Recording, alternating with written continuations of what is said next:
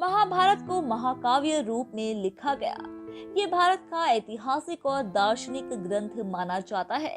ये विश्व का सबसे बड़ा महाकाव्य ग्रंथ है। इसमें लगभग 1 लाख श्लोक है, जो इलियड और ओडिसी से 7 गुना ज्यादा माना जाता है। महाभारत का एक छोटा सा हिस्सा मात्र है गीता। महाभारत में वेदों और अन्य हिंदू ग्रंथों का सार निहित है। महाभारत को महर्षि वेद व्यास जी ने लिखा था। आओ जानते हैं महाभारत कब, कहां, क्यों और कैसे हुई थी। महाभारत प्राचीन काल का सबसे बड़ा युद्ध माना जाता है। इस युद्ध में अनेक शक्तिशाली योद्धाओं ने भी भाग लिया। माना जाता है कि महाभारत के युद्ध में ऐसे ऐसे महाशक्तिशाली योद्धाओं ने भाग लिया जो अपराज्य माने जाते थे।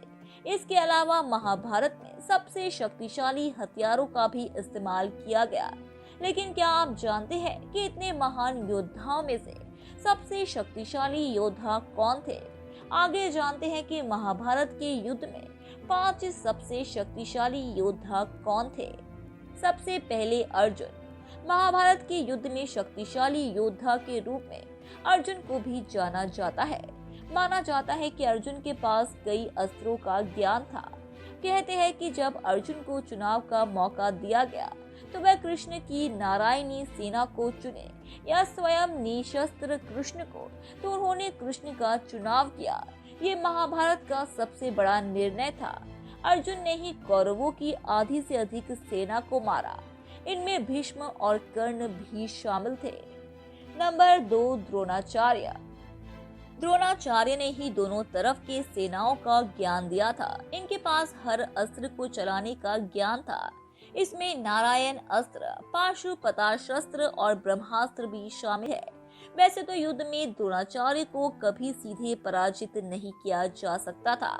तब श्री कृष्ण ने भीम से कहकर एक अश्वत्थामा नामक हाथी को मरवा दिया और हर तरफ खबर फैला दी कि अश्वत्थामा मारा गया। ये सुनकर द्रोणाचार्य ने हथियार डाल दिए और तब दुष्टुमन ने छल से द्रोणाचार्य का वध कर दिया।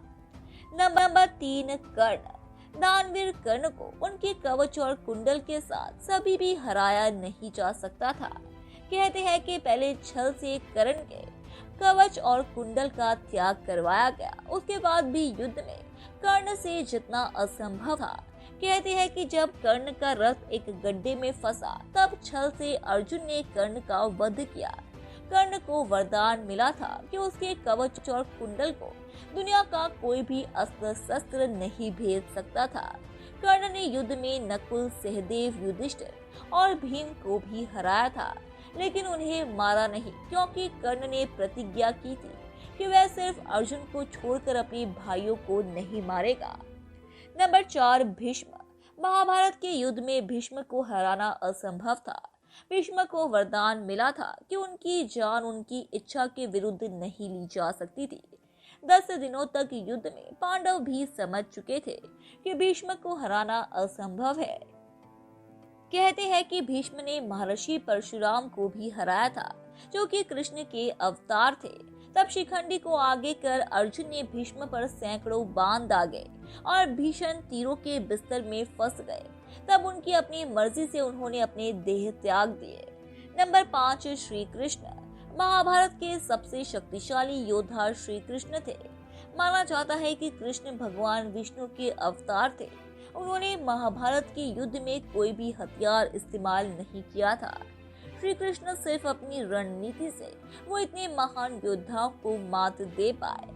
कहते हैं कि अगर श्री कृष्ण हथियार उठा लेते तो सिर्फ अपने सुदर्शन चक्र से कौरवों की पूरी सेना का विनाश कर देते, क्योंकि कृष्ण के सामने कोई भी योद्धा अमर नहीं था।